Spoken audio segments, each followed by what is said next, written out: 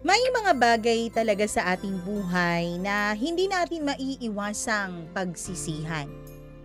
May mga bagay na nagawa natin, pero sana kung may chance lang tayong bumalik sa nakaraan, baka iba ang ating pinili at tinahak na daan. May ganun ka bang pakiramdam? May mga times ba na nagre-reminisce ka sa past tapos lagi mong sinasabi, kung sana lang maibabalik ko pa ang nakaraan. Pero paano kung may paraan pa? Paano kung pwede pa? Gagawin mo ba kahit ang mali? Maibalik lang sa'yo ang tsansa na binitiwan mo dati? O, di ba? Matalinghaga ang ating pa-intro. Kaya wag na nating patagalin pa ito. Eto na po ang inyong paboritong programa, ang Dear Mama Mia.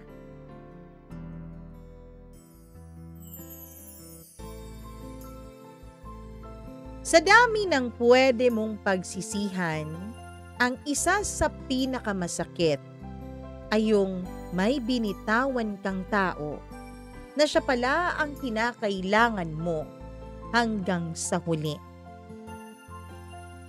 Dear Mama Mia, hindi ko po alam kung bakit ako nandito, kung bakit ako nagsusulat sa inyo. Magto 2 years na po akong tagapakinig ng programang ito, Mama Mia. Magto 2 years ko na ring iniisip kung dapat ko bang ibahagi ang tungkol sa aking nakaraan. Kaya po ako nagdadalawang isip. Una ay dahil alam ko pong ako ay huhusgahan ng inyong mga tagapakinig. Pangalawa, hindi ko po alam kung handa na ba akong malaman ng iba, lalong-lalo niya na hanggang ngayon, nagsisisi pa rin ako sa aking mga nagawa. Nagsimula po akong maging masama nung araw na nakita ko pong may hawak at may mahal na siyang iba.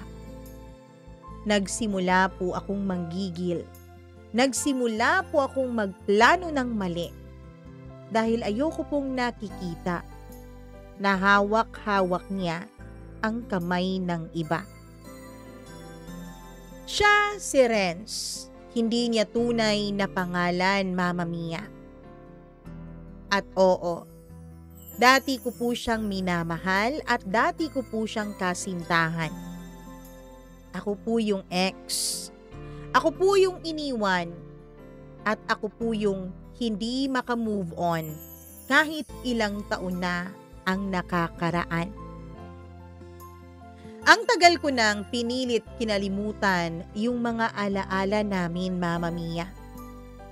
Pero noong nakita ko po siya ulit sa isang social media site na may kasama ng bago, may matatamis na ngiti sa kanyang mga labi na hindi ko nakita noong kami pa, ay para po akong binuhusan ng malamig na tubig. Akala ko noon ay ayos na ako. Akala ko noon ay hindi na ako maaapektuhan, pero nung makita ko ang larawan nilang iyon, ay bigla pong nanumbalik sa akin ang lahat ng sakit. Yung mga gabi na umiiyak ako na tanging unan ko lamang ang saksi. Yung mga text at chat ko sa kanya na scene lang. At yung araw na sinabi niya sa akin na hindi na ako masaya. Masakit, Mama Mia. Masakit na binabalik-balikan ko iyon. Pero mas masakit pala ang isang katotohanan na hindi ko matanggap-tanggap. Ang katotohanang masaya na siya sa iba. At ako, naiwan. Nagtatago sa likod ng mga fake smiles at mga salitang okay lang ako at mga pa-share na mga status sa social media tungkol sa self-love at tungkol sa pagiging okay kahit na mag-isa. Oo, Mama Mia, isa po akong mapagpanggap na babae. Hindi ko naman po agad sinabing masama ako. Nung una, gusto ko lang namang makita at kilalanin kung sino yung babae, kung anong meron sa kanya, kung bakit niya napapasaya si Renz. Ang pangalan niya po ay Leah. Nalaman ko dahil in-stalk ko siya sa mga social media niya. Simple lang naman siya. Hindi naman kasing ganda ko. Hindi naman sobrang ganda at hindi rin sobrang glamorosa. Pero Mama Mia, ang hindi ko mawari ay bakit nakikita kong masaya sa kanya si Renz. Simpleng babae lang siya. Kung tutuusin, kung titignan mo siya ay napaka-plain Jane. Yung mga babaeng tahimik lang. Pero kayang paligayahin ang isang lalaki nang hindi kailangan na magpaganda ng bongga. At dun po ako sinimulang kabahan. Bukod sa kaba, ay nagsisimula rin akong questionin ang naging relasyon namin ni Renz. Bakit ganito ngayon ang babaeng nagpapasaya sa kanya? Ibig sabihin ba nagpapanggap lang si Renz nung kaming dalawa pa? Alam mo yung pakiramdam, Mama Mia, na gusto mong magpakatotoo na lang pero hindi mo rin talaga matanggap na wala na. Ganun ako eh. Kaya noong nakita kong nag-post si Leah ng 2 months strong with my love, ay parang may kumurot sa dibdib ko. Hindi ko alam kung simpleng paninibugho o pagsiselos lang ba yun o galit na. Basta ang alam ko ay may gustong bumangon sa dibdib ko. At bago ko pa man mapigilan ay ginawa ko na yung una kong pagkakamali. Nag-chat ako kay Renz. After how many weeks of being apart, ngayon ay nag-text o nag-chat ako sa kanya muli.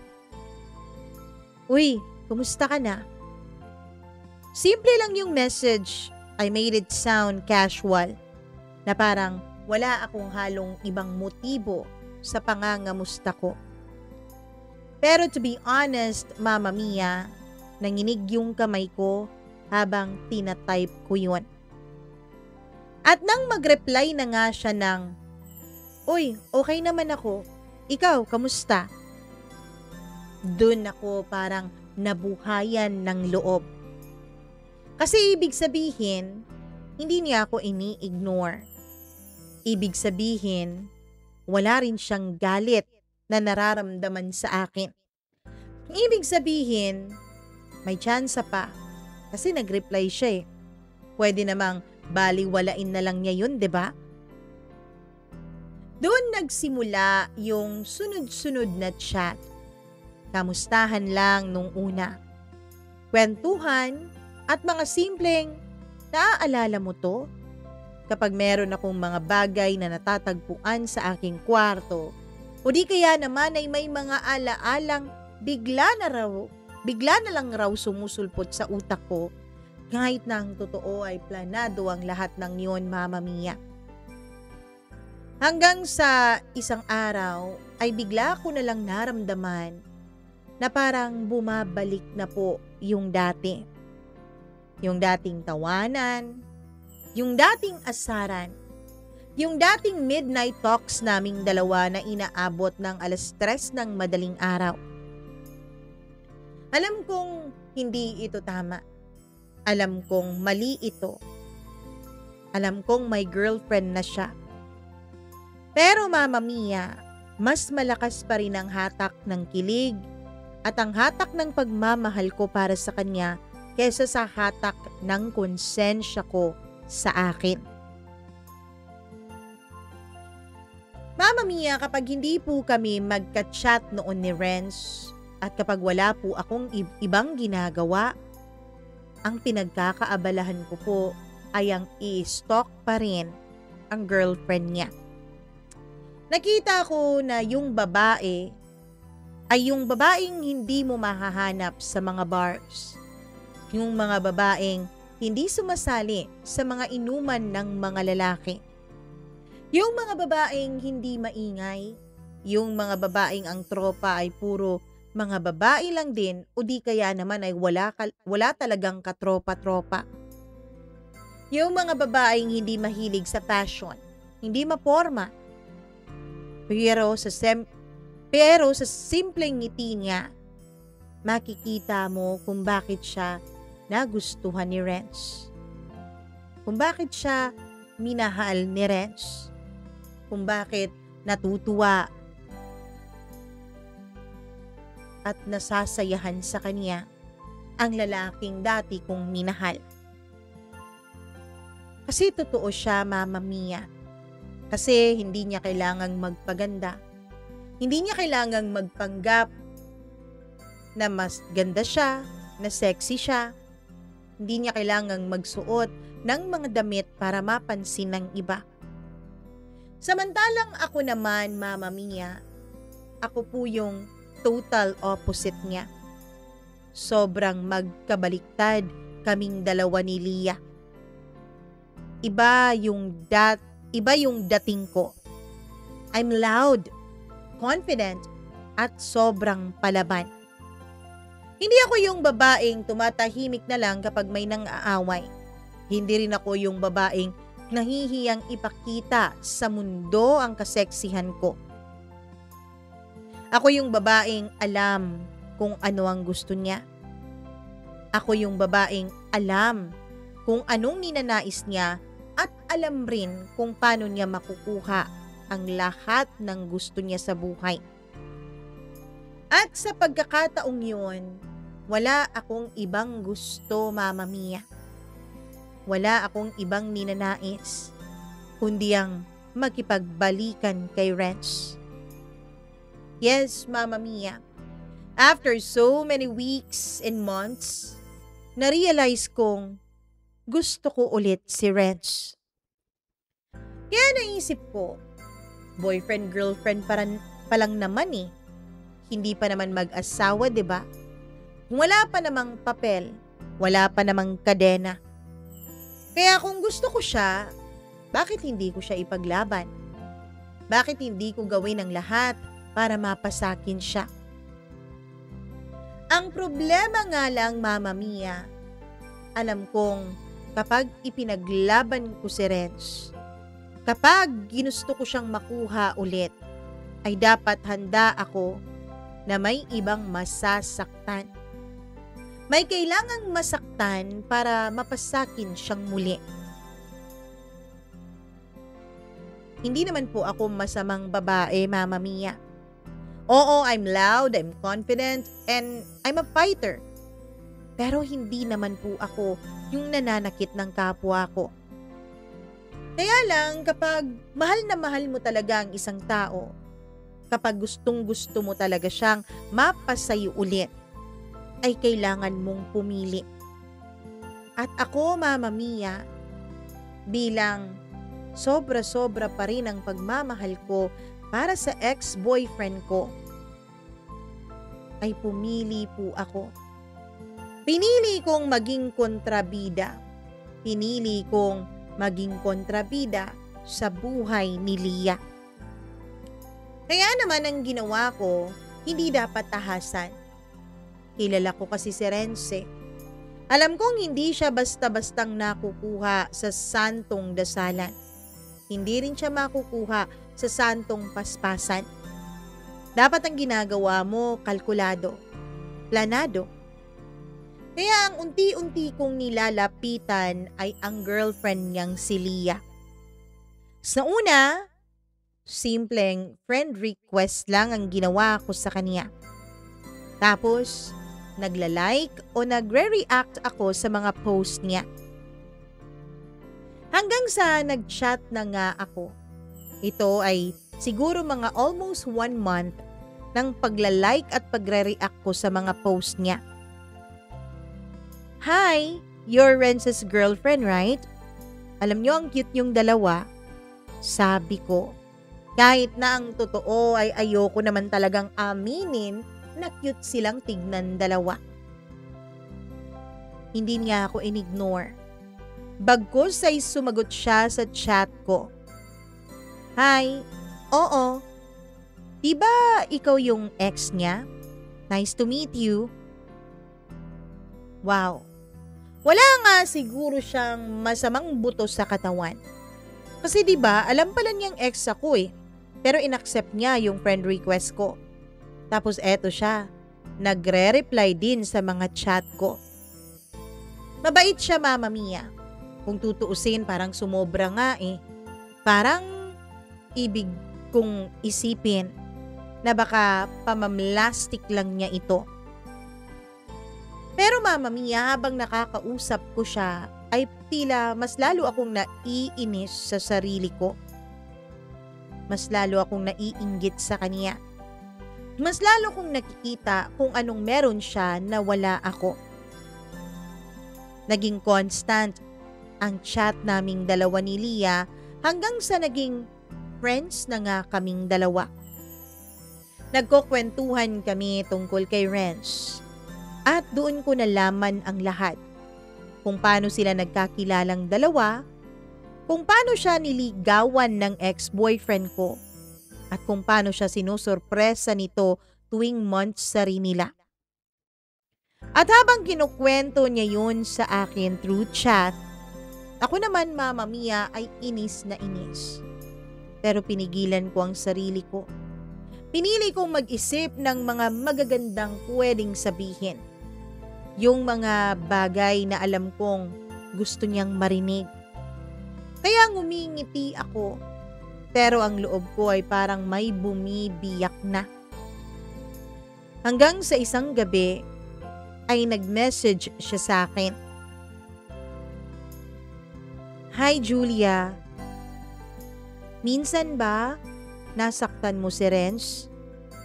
Sorry kung tinatanong ko to sa'yo. Kasi parang nararamdaman ko na may trust issue siya minsan eh. Mama Mia, nanumbalik sa akin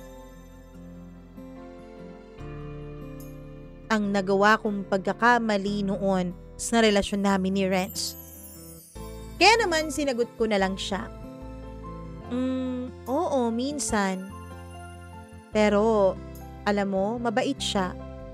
Huwag mo lang talaga siyang paaasahin. Alam kong simple lang ang linya na yon, pero sinadya kong may bigat talaga, Mama Mia.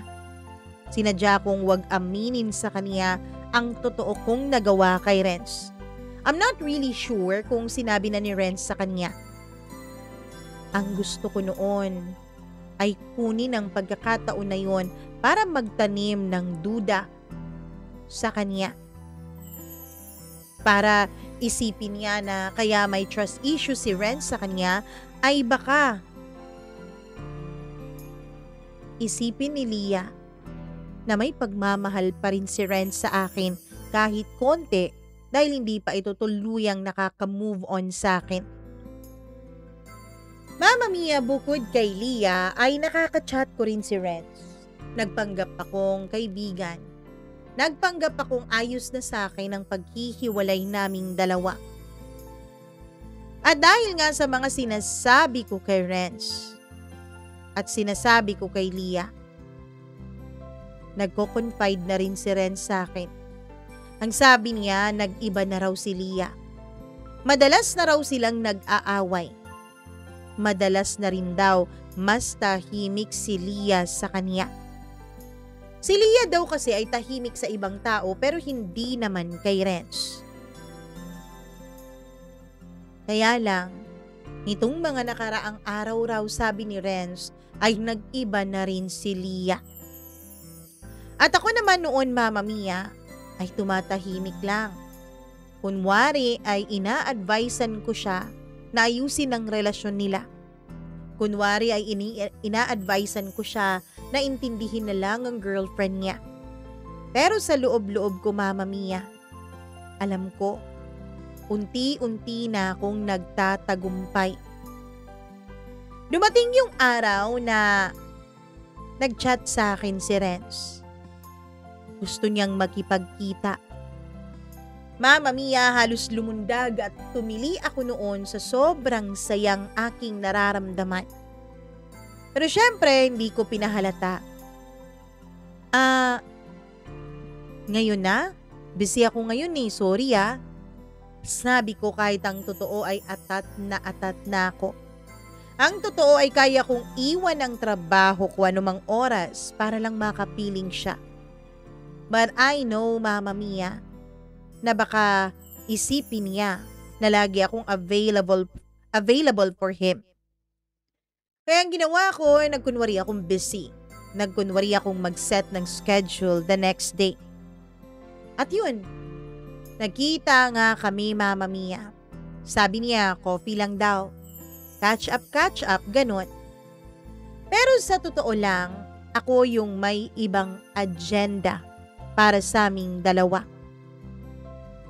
Nung nakita ko siya ulit, ay halos lumundag ang puso ko.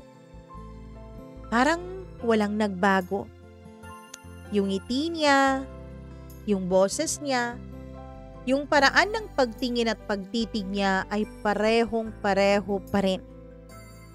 At nung nakita ko nga siya sa personal after naming maghiwalay ilang buwan nang nakakaaraan, ay dun po tuluyan kong naamin sa sarili ko. Hindi lang ito basta-basta pagkainggit dahil nagkaroon na siya ng ibang girlfriend. Hindi lang ito basta-bastang pagsiselos dahil gusto ko ako rin. Eto, Mama Mia, ay ibang klaseng pagmamahal. Mahal na mahal ko pa rin siya. Sinubukan kong maging casual, pero alam ko, Mama Mia, na may napapansin din siyang kakaiba, mga konting pagkakaiba sa kilos ko. Yung mga titig, yung mga biro, yung mga namiss kita, ay half meant, half truth yun para sa akin. Nagkita kaming dalawa, nag-usap, nagkwentuhan. Ang una naming pinag-usapan ay syempre tungkol sa relasyon nilang dalawa ng girlfriend niya. Tungkol sa mga pagsubok nila. Tungkol sa pagbabago ng girlfriend niya sa kanya. Akala ko dati iba siya. Akala ko dati iba ang pagmamahal niya. Pero ganun nga yata ang buhay, Julia, no? Kung akala mong hindi magbabago, ay magbabago din pala. Tulad ni Leah. Well, Renz, lahat naman tayo ay nagbabago. Ika nga, the only constant in this world is change, diba? Kaya huwag mo namang masamain ang pagbabago ng girlfriend mo. Baka naman nagbago ka rin. Sabi ko pa sa kanya na kunwari ay concern talaga ako bilang kaibigan sa kanilang relasyon dalawa. Pero ang hindi niya alam, unti-unti kong tinataniman ng pagkawalang atensyon ang utak niya. Hanggang sa unti-unti ko ring sinishift yung topic namin. Hanggang sa unti-unti rin na pinag-usapan namin ang aming mga nakaraan. Mama Mia, naging casual lang ang pag-uusap namin na yun. Na para bang walang ilang buwan na namagitan sa amin. Tawa kami ng tawa habang binabalikan yung dati naming relasyon. Yun kasi talaga ang gusto ko Babalikan niya kung gaano rin kami kasaya dati. Kung gaano kami ka-game sa gusto ng isa't isa. Nung maghiwalay kami nung gabing yun, alam kong hindi iyon ang huli naming pag-uusap. Ilang oras pagkatapos naming maghiwalay ay bigla siyang tumawag through video call. Sinagot ko pero nagkunwari akong natutulog na. Gusto kong isipin niya na hindi ako masyadong interesado sa kanya. Kasi 'di ba, ayon sa Google, Mama Mia, kapag mas pinapakita mo sa isang tao na interesado ka sa kanya, ay mawawalan ito ng interes sa'yo. Pero kapag pinakita mong casual lang, ayos lang kung nandyan siya, at ayos lang din naman kung wala, ay tila mas lalo siyang magkakandara pa sa'yo. At yun ang gusto kong mangyari. Lumipas pa ang ilang araw, nag-text ulit siya. Pwede bang magkita tayo ulit, Julia? At nang gabing yun, Mama Mia, ay tinesting ko na yung tubig. Sinagot ko lang siya ng,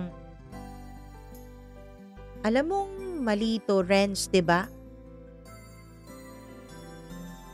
Lagi siyang nagtatyping pero hindi naman niya nasisend. Hanggang sa ilang minuto ay ako ulit ang nag-chat sa kanya. Pero sa totoo lang, Renz, kahit alam kong mali, hindi mapigilan ng puso ko na gustuhin rin to. Mama Mia, I really don't know kung anong nagbigay ng lakas ng loob sa akin nung gabing yun at bakit ko yun inamin sa kanya. Totoo namang alam kong mali yung ginagawa namin. Kasi kahit na wala naman kaming pinag-uusapang iba, kahit na wala naman kaming binabalikang nakaraan, wala naman kaming ginagawang masama kung tutuusin.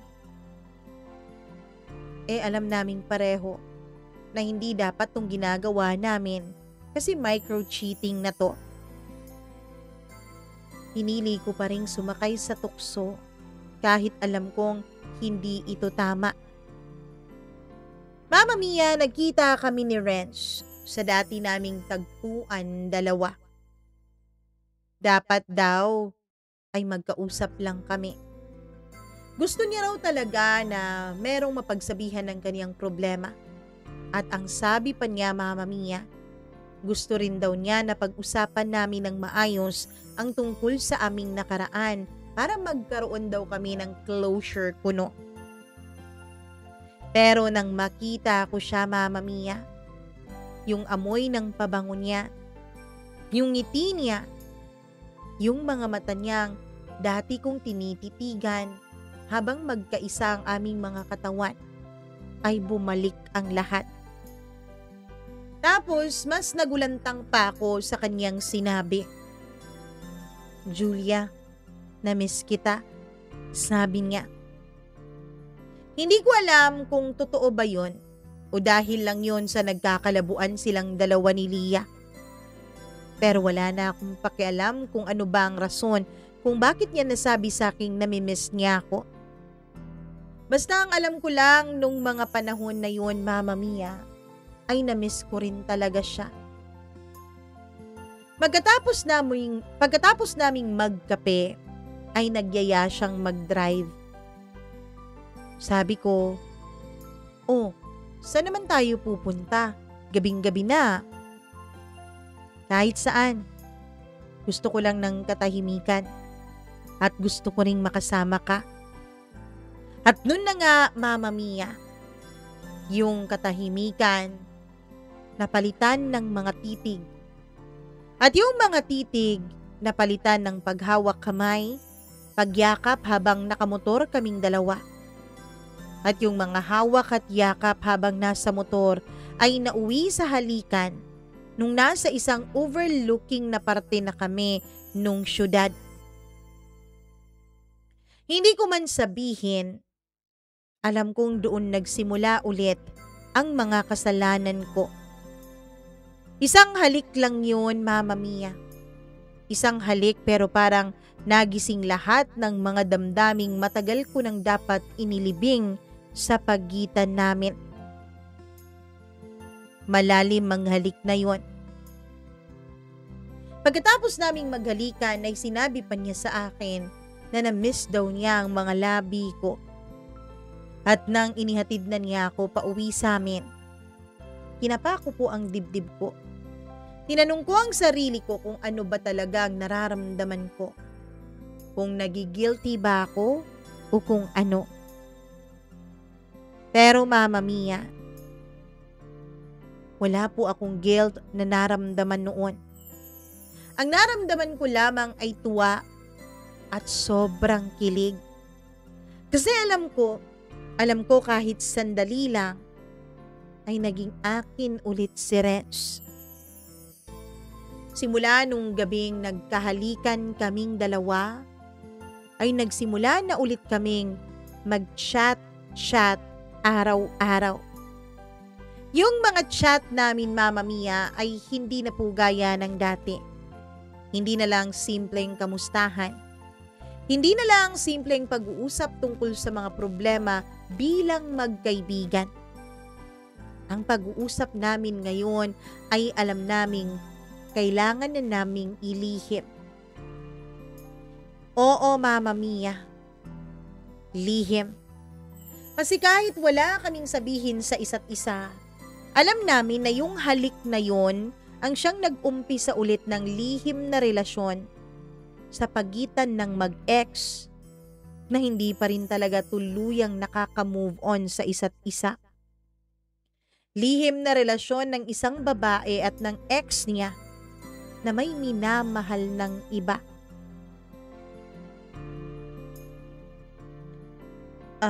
Sorry kagabi ha. Nadala talaga ako sa pangungulila ko sa'yo.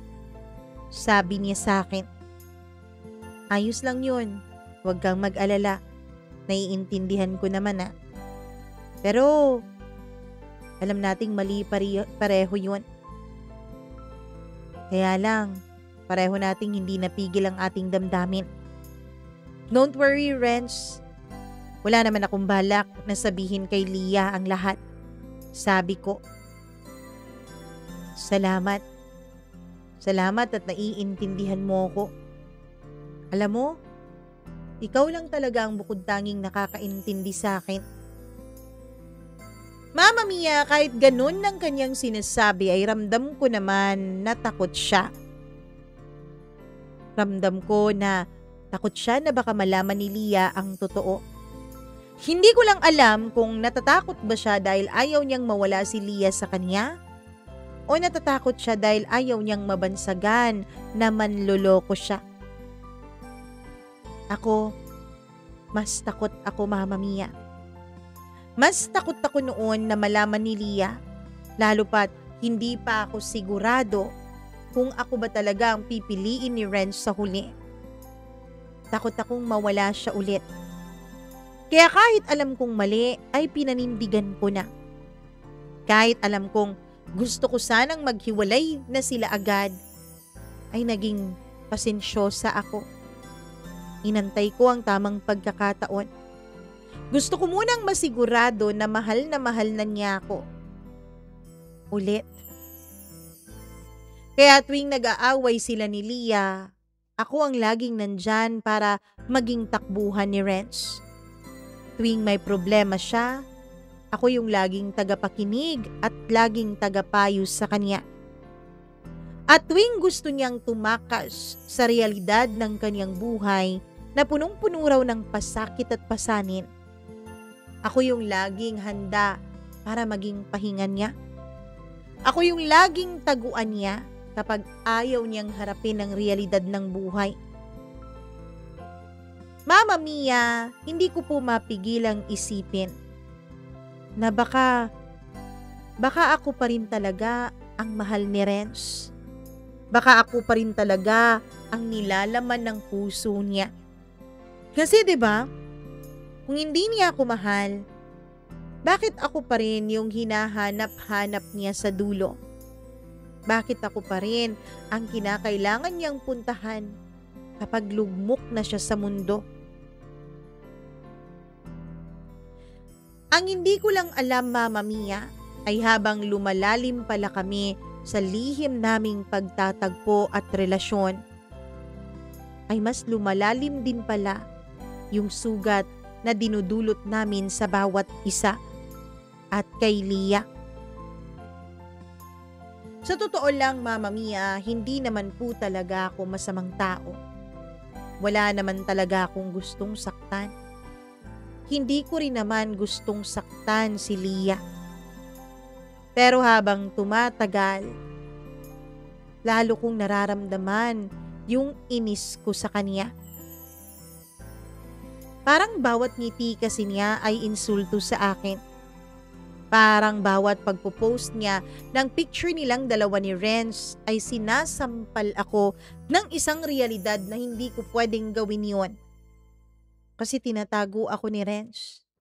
Hindi niya ako magawang ipagsigawan sa iba dahil ang alam ng madla ay si Lia ang karelasyon niya. Inis na inis ako kapag nagpo-post siya ng mga old pictures nila. Kaya naman, hindi ko napigilan na may tumutubo na palang galit dito sa puso ko.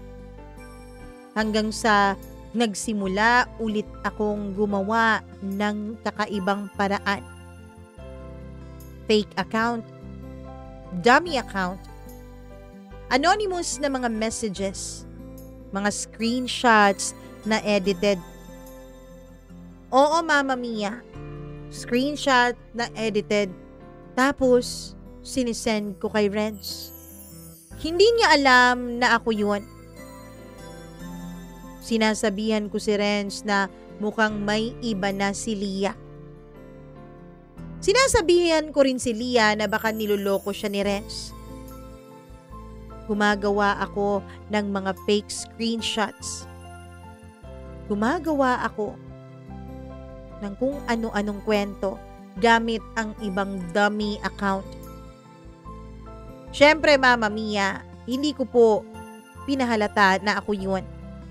As much as possible, ayokong maging involved sa usapin nilang dalawa. Para nang sa ganun, ako lagi ang lapitan ni Renz. Meron akong binigay na mga pictures kay Renz. Hindi naman talaga si Lia yun. Pero yung mga pictures na binibigay ko kay Lia gamit ang dummy account na ginawa ko ay pictures naming dalawa yun ni Renz nang nasa malayo o di kaya naman ay mga anino lamang. May kinasabwat pa talaga akong kaibigan na ayaw sana akong tulungan noon. Kaya lang dahil pinapautang ko siya ay wala siyang choice kundi gawan kami ng pictures ni Renz. Hanggang sa tuluyan na nga silang nagkagulong dalawa. Umiiyak si Lia. Nagpo-post siya sa mga social media accounts niya. Si Renz naman dahil lalaki at hindi sanay na maglabas ng hinaing sa social media, ay sa akin lagi ang takbo niya. Ako lagi ang gusto niyang makasama at ang gusto niyang makausap. Ako naman nagkukunwaring nagulat sa mga revelasyon niya sa akin. Ang hindi niya alam, ang katotohanan ay ako ang dahilan ng lahat. Kinabukasan, Mama Mia, pagkatapos ng malaking gulo nilang dalawa, kung saan ay pinuntahan ako ni Renz at may nangyari sa aming dalawa, ay nag-post si Lia. Sometimes, love just isn't enough. At sa mismong araw na yun, ay nag-chat sa akin si Renz. Wala na kaming dalawa. Nakipaghiwalay na si Lia sa akin. Alam mo ba kung anong naramdaman ko, Mama Mia? Naramdaman ko ang sobrang tuwa. Kaya naman lihim akong napangiti nung mabasa ko ang chat na yon. Pero kasabay ng ngiti kong yon ay may kung anong maliit na boses sa loob ko na tila ba gustong sabihin sa akin na, ginawa mo ba talaga to para sa pag-ibig? Or para lang mapatunayan na kaya mo pa rin siyang kontrolin? Para lang mapatunayan na kaya mo pa rin makuha ang lahat ng gusto mo? Pero binaliwala ko ang boses na yon. Ang importante sa akin ay nagtagumpay ako. Ang importante sa akin ay kami na ulit ni Renz. Ang importante sa akin ay nakita niya na ako ang laging nasa tabi niya. Makalipas ang ilang linggo mula nung naghiwalay sila, ay opisyal nang naging kami ulit ni Renz, Mama Mia. Parang walang nangyari, parang wala kaming nasaktan. Parang hindi kami nagkasala. Oo, alam ko, plinano ko ang lahat ng to, pero may kasalanan din naman si Renz. Nagkaroon kaming dalawa ng lihim na ugnayan habang sila pang dalawa noon ni Lia. Mama Mia, masayang masaya ako. Dahil kaya ko na ulit ipagsigawan sa mundo ang tungkol sa relasyon namin. Hindi na ulit ako yung tinatago. Kaya lang Mama Mia, habang tumatagal, ay napapansin ko na parang hindi na tulad si Renz nung dati. Parang mas masaya pa nga siyang kasama nung tinatago pa niya ako. Parang mas exciting pa ang relasyon namin nung nagtatago pa kami kay Lia. Sa ngayon kasi ay tila nagbago na talaga ang lahat. Sa ngayon kasi ay parang hindi na siya yung Renz na dati kong minahal.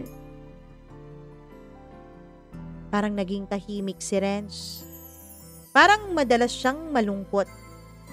Kapag nagkikita kaming dalawa ay nakikita ko sa mukha niya na tila napapagod siya. Ayos ka lang ba, babe? Bakit ganyan naman ang mukha mo? Wala to. Pagod lang sa trabaho. Naiinis ako doon, Mama Mia. Dati nga naman kahit dalawa kaming pinagsasabay niya ni Lia ay hindi naman ganun ang reaksyon niya. Hindi naman niya pinapakita sa akin na naiinis siya, na nagagalit siya, na napapagod siya. Pero bakit ngayon parang iba na? Bakit ngayon parang hindi na siya yung Renz na nakakasama ko dati? Nung una, pilit ko po siyang iniintindi. Pilit ko pong kinukontrol ang sarili ko para wag magpakita ng kahit na anong inis at galit sa kanya. Pilit kong pinanindigan, Mama Mia, ang pagiging ulirang girlfriend ko kuno. Ang pagiging maintindihin ko. Hanggang sa hindi na rin siya masyadong nagpapakita sa akin. Hanggang sa kapag may mga date kaming dalawa ay parang wala sa date namin yung isip niya. Hanggang sa nagka-cancel na rin siya ng mga dates, Mama Mia. Renz, ano ba? Bakit hindi ka nagpapakita sa akin? Sorry, busy lang talaga ako ngayon sa trabaho. Busy ka ba talaga? Sure ka dyan, ha? Oo. Bakit? Ano pa bang iniisip kong pinagkakaabalahan ko? Wala naman. Sige. Chat ka na lang ha, kung hindi ka na masyadong busy. Yun lang lagi ang usapan namin. Hanggang sa isang araw, Mama Mia, sa wakas ay nakipagkita rin siya sa akin after 3 cancel dates namin. Nagkita kami at syempre, pagkatapos naming kumain ay dumiretso agad kami sa motel. Oh, Mama Mia, parang naging routine na nga naming dalawa yun eh. After naming mag-dinner, motel agad. Parang mas okay pa nga nung tinatago pa niya ako dahil nag-uusap pa kaming dalawa. Ngayon ay tila routinary na lang ang date namin. Mama Mia, pagkatapos na may nangyari sa amin ay nakatulog siya kaagad. Sobrang pagod yata siya, sabi ko sa sarili ko. Nagbanyo muna ako. Paglabas ko ng banyo ay may napansin akong nakalagay sa bedside table. Ang wallet niya. Hindi naman po ako yung tipong tumitingin sa mga personal na gamit ng boyfriend ko o ng karelasyon ko. Kahit sino pa sila. Hinahayaan ko lang naman kung ano ang gusto nila, pero sa pagkakataon na yon, ewan ko, pero parang totoo yata ang women's intuition. Para po akong tinatawag nung wallet. Para po akong sinisit-sitan niya. Kaya ayun, lumapit ako. Hanggang sa nahawakan ko na ito, Mama Mia. Nanginginig ang kamay ko na hindi ko malaman. Bakit ganito ang nararamdaman ko? Bakit may halong panginginig sa akin? Nung buksan ko ang wallet na yun, ay wala naman ako masyadong nakita. May pera, may mga ATM at credit cards. Pero hinalungkat ko pa. Hanggang sa pinakalikuran na bahagi ng wallet na may maliit lamang na butas na pwede mong lagyan ng kung anumang mahalagang resibo, ay may nakita akong nakalagay. Nung pilit ko yung kinuha, Mama Mia, ay isa palang larawan na nakatupi. Lumang picture. Lumang picture nilang dalawa ni Leah. Habang nakangiti si Leah na nagsiselfie at siya naman ay nakahalik sa pisngi nito. Mama Mia, inis na inis ako noon. Galit na galit ako. Pero pinigilan ko ang sarili ko. Gusto ko siyang hampasin. Gusto ko siyang hambalusin. Gusto ko siyang gisingin, pagsisigawan. Pero pinigilan ko ang sarili ko. Wala akong karapatan na magreklamo. Kasi 'di ba? Galing lang naman siya sa nakaw. Galing lang naman siya sa agaw. At alam ko sa sarili ko, Mama Mia, na kapag sinugod ko siya, sinaktan ko siya nung gabing yon, ay baka matapos nga kaming dalawa. Kaya binalik ko yung picture sa wallet niya. Nagbihis ako at saka umalis. Nag-iwan na lang ako ng message at sabi ko ay busy ako. May importanteng gagawin sa opisina. Pero ang totoo ay kailangan ko lang lumayo sa kanya. Kailangan ko lang maghanap ng ibang pwede kong paglabasan ng galit ko. Umuwi ako sa bahay. Doon ako sa kwarto nagsisisigaw na tinakpan ang sarili ko sa unan. Galit na galit ako, Mama Mia. Pero pinigilan ko. Pinigilan ko ang sarili ko na mainis sa kanya. Hindi man lang siya nag-chat sa akin. Kinabukasan, ang chat niya lang ay nasa trabaho na siya. Yun lang. Wala nang iba. Walang ka-excite, walang good morning man lang, o how are you my love, o kung ano pa man.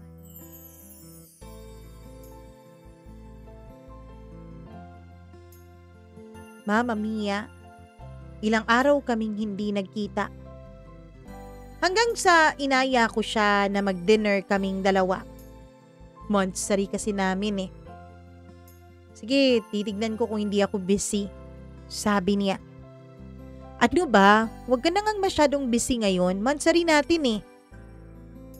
Ang tagal niyang mag-reply. Ilang sandali pa nakatanggap ako ng reply na, o siya sige, magkita na lang tayo. At nung nagkita kami, Mama Mia, ay kumain lang kami, umorder, tahimik. Meron naman siyang dalang 3 pirasong bulaklak para sa akin. Gaya ng lagi niyang ginagawa sa akin noon, pero parang wala akong naramdamang kasiyahan nung tanggapin ko yon. Pagkatapos namin kumain ay nagmotor kami. Sabi ko, mag-stroll-stroll muna kaming dalawa.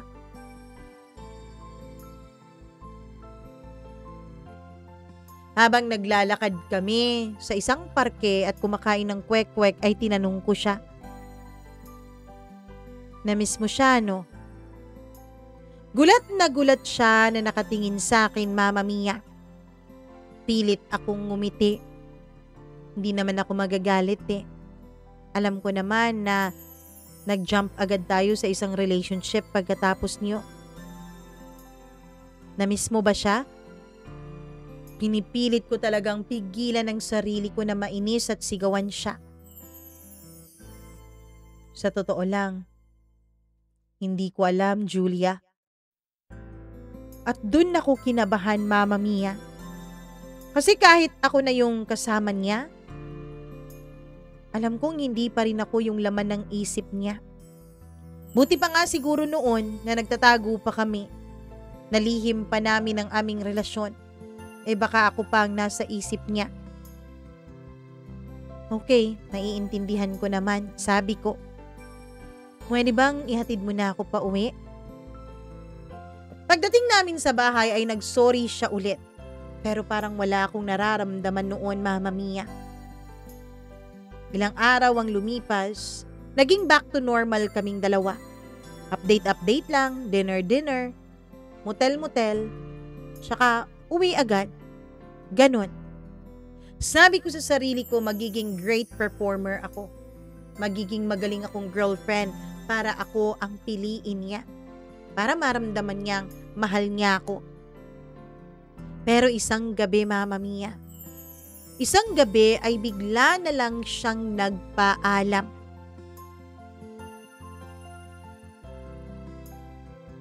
Nagkita kaming dalawa noon dahil sabi niya sa akin ay may importante daw siyang sasabihin. Sa gabing yun ay inihanda ko ang sarili ko na baka may sasabihin siya sa akin tungkol sa nararamdaman niya pa rin kay Lia.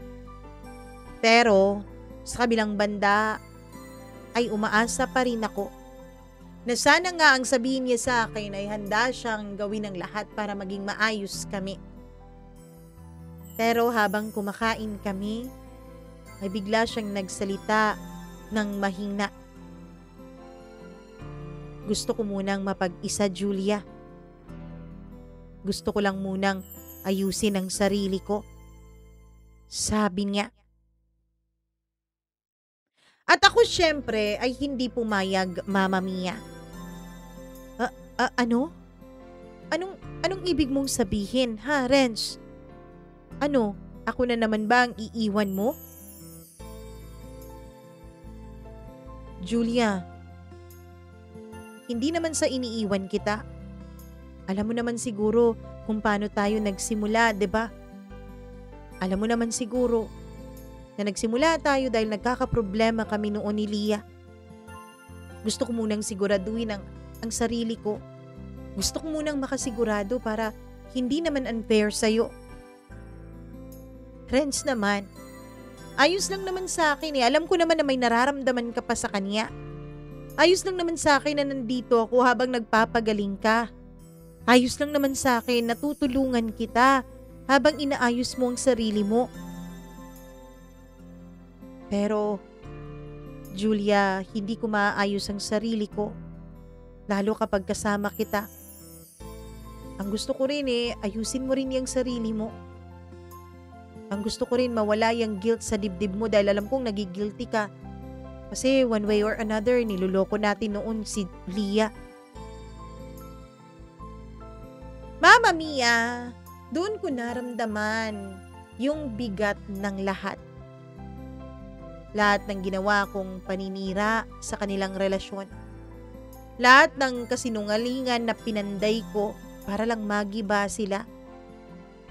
Lahat ng planong sinimulan ko para lang maangkin siya ay tila bumalik sa akin. Kasi sa huli, Mama Mia, kahit anong pilit ko ay nawala din sa akin ulit si Renz. At wala rin akong mapuntahan. Kasi sa huli ay pinili pa rin niyang isakripisyo ang saming dalawa. Sa huli ay pinili pa rin niyang huwag na kaming magsama pa. Mabigat at masakit sa dibdib. Kahit anong pagmamakaawa ko noon kay Renz na huwag niya akong iwanan. Kahit anong pagmamakaawa ko na ako pa rin ang piliin niya, ay hindi talaga nangyari, Mama Mia. Hindi nangyari. Kasi mas pinili pa rin niyang umalis. Mas pinili pa rin niyang magsolo na muna. Ilang buwan ang lumipas. Walang Renz na bumalik. Hanggang sa minsan ay nakita ko yung isang post ni Lia sa social media. Maliwalas na ang kaniyang mukha. Masaya na siya. Kaya naman sinubukan ko siyang i-chat. Sinubukan ko siyang kausapin. Nagulat ako, Mama Mia, kasi hindi siya galit sa akin. Alam ko na hindi naman niya alam na ako ang may pakana kung bakit sila naghiwalay ni Renz. Pero 'di ba, dapat ay mainis siya sa akin kasi nga nung naghiwalay sila ay nagkabalikan kaming dalawa ni Renz. Pero hindi. Hindi siya galit. Noong nag-set ako ng araw at lugar na gusto ko siyang makausap ng kaming dalawa lang, ay pumunta pa rin siya. Tahimik lang siya, Mama Mia. Ako ang bumasag sa katahimikan naming dalawa. Tinanong ko siya, "Hindi mo ba ako kinamumuhian, Lia?" Tapos umiling siya. "Hindi, Julia. Kasi minsan, alam mo, mas mahirap intindihin ang nararamdaman natin kaysa sa nararamdaman ng iba. Naiintindihan ko naman na mahal mo pa si Renz. Kaya kayo nagkabalikang dalawa. Hindi mo naman kasalanan." Doon ay napaiyak ako, Mama Mia. Kasi siya, walang kaalam-alam na ako yung sumira sa relasyon nilang dalawa. Kaya naman, inamin ko sa kanya ang lahat. Lahat. Kung paano kami nagsimula ulit ni Renz. Kung paano kami nanloko kay Lia. Kung paano naisipan ni Renz na may iba si Lia. At kung paano naisipan ni Lia na may iba si Renz. Umiyak lang si Lia, Mama Mia. Tapos pinatawad niya ako. Sabi pa niya sa akin, may kasalanan din naman daw si Renz kasi kahit na plinano ko ang lahat ng to, ay pumatol pa rin naman si Renz sa akin kahit sila pang dalawa.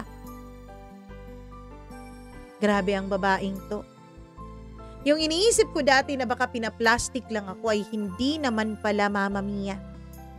Sa kabila ng lahat ng nagawa ko, ay agad-agad pa rin niya akong napatawad. Agad-agad pa rin niya akong tinanggap. Samantalang ako, wala na akong natitirang dangal sa sarili ko. Simula noon, pagkatapos naming mag-usap, ay tinigilan ko na silang dalawa ni Renz. Nag-deactivate ako sa lahat ng social media accounts ko, Mama Mia. Nag-resign ako sa trabaho ko. Nagtrabaho ako sa malayo. Sinubukan kong kalimutan ang lahat. Sinubukan ko nakalimutan ang lahat ng ginawa ko, pati na rin ang lahat ng nararamdaman ko para kay Renz. Pero sa gabi, Mama Mia, kapag tahimik na ang mundo, ay bumabalik pa rin sa akin lahat ng alaala. Yung mga halik, yung mga chat, yung mga kasinungalingan, ay parang pelikulang paulit-ulit kong pinapanood kaya paulit-ulit ding tumatakbo sa isipan ko. Mama Mia, kaya ko po naisipang ikwento ang lahat ng ito sa inyo. Ay dito ko po gustong aminin ng lahat. Na ako ang sumira sa relasyon nila. Na ako ang dahilan kung bakit nasaktan si Lia. Na ako ang dahilan kung bakit nawala si Renz sa parehong buhay naming dalawa ni Lia. Hindi ko masasabing nagsisisi talaga ako sa lahat ng nangyari. Kasi ang totoo niyan, minahal ko talaga ng husto si Renz. Ang alam ko lang ay mali ang paraan ng pagmamahal ko sa kanya. Ginamit ko ang sakit na nararamdaman ko para may madamay na iba. Ginamit kong rason ng pag-ibig ko para manira ng buhay ng ibang tao. Pero kahit anong ginawa ko, sa huli ay ako pa rin yung talo. Kasi alam ko, Mama Mia, alam ko na wala namang panalo sa isang pag-ibig na sinimulan mo sa isang kasinungalingan. Walang saya sa pagmamahal na kailangan mo pang agawin sa iba. At walang kapayapaan sa pusong marunong magmahal, pero hindi naman marunong bumitaw. Kung babalik man ako sa nakaraan, Mama Mia, siguro hindi ko na lang sana siya ipaglalaban. Siguro matututunan ko na lang na may mga tao talagang dadaan lang sa buhay natin. Hindi para ating angkinin at maging atin, kundi para turuan tayo kung papaano ba talaga ang magmahal ng tama at totoo. At sana ngayon, Mama Mia, sa bawat gabing iniiyakan ko pa rin ang mga alaala, sana ay naging masaya na sina Renz at Lia. Isa lang ang tanging nasasabi ko gabi-gabi sa sarili ko. Sana noong minahal kita, hindi ko sinubukang sirain ng iba. Kasi pagkatapos ng lahat, kapag sinira mo pala ang ibang tao, ay sarili mo rin pala ang masisira mo. Hanggang dito na lamang po, Mama Mia, at maraming salamat dahil itong inyong programa ay isa sa mga nagiging dahilan kung bakit may mga taong katulad ko na napapaamin ng wala sa oras sa malaking kasalanang kanilang ginawa sa iba. Hanggang dito na lamang po. Lubos na nagsisisi, Julia.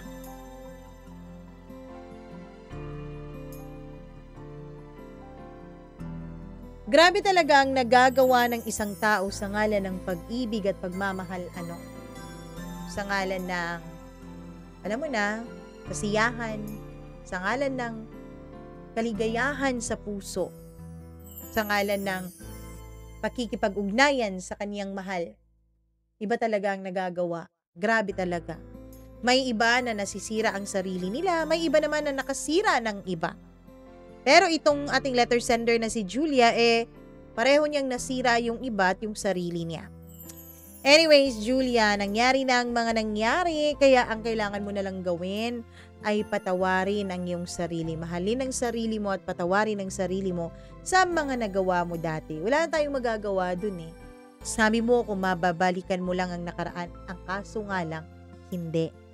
Hindi natin kayang balikan ang nakaraan. Kahit ang dami-dami mo pang pera, kahit ikaw pa si Henry C., kahit ikaw pa si Bill Gates, si Mark Zuckerberg, kinsa pa ba, sino pa ba sila, diba?